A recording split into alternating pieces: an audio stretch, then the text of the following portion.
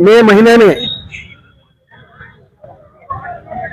जो शीतकालीन एग्रीमेंट था वो सब एग्रीमेंट को तोड़ के पाकिस्तान जो हमारा कारगिल प्रदेश के टाइगर हिल द्रास में हमारा पोस्टों को ऑक्युपाई किया था। वो जो गाय भैंस चराने वाले, बकरी चराने वाले लोग वहाँ पे जो गौड़ी बोलते हैं, वो लोग जाके देखे तो वहाँ पे पाकिस्तान के आर्मी वाले प्लस उग्रगामी सभी वहाँ पे आके पोस्ट में बैठे थे। वो लोग आके हमारा सैनिकों को नीचे जो थे उनको बताया, तब हमारा सैनिकों ने देखने के लिए गए तो उनको पकड़ के अरेस्ट करके पाकिस्तान ले जाके उनको मार दिया।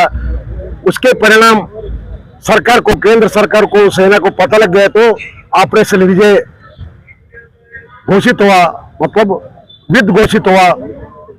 उस युद्ध में हमारा सैनिकों ने पराक्रम से जो पाकिस्तान के कुतंत्री पाकिस्तान जो हमारा पोस्टों को कब्जा किया था वो सब कब्जा किया, सैनिकों को मार डाल के उनको पीछे धकेल दिया।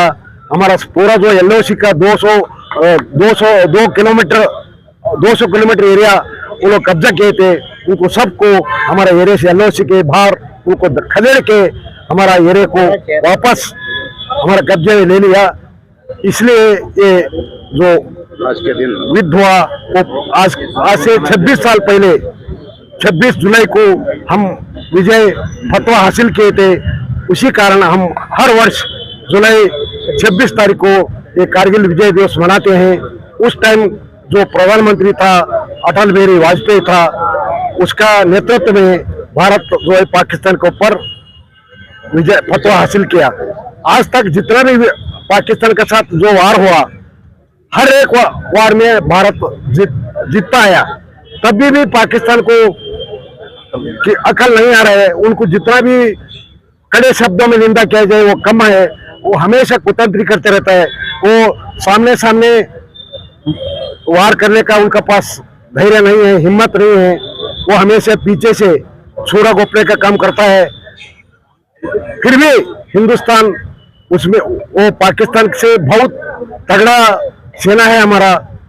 हम किसी भी कारण में भारत का 1 इंच जमीन भी जो है उनको कब्जा करने के लिए नहीं देंगे।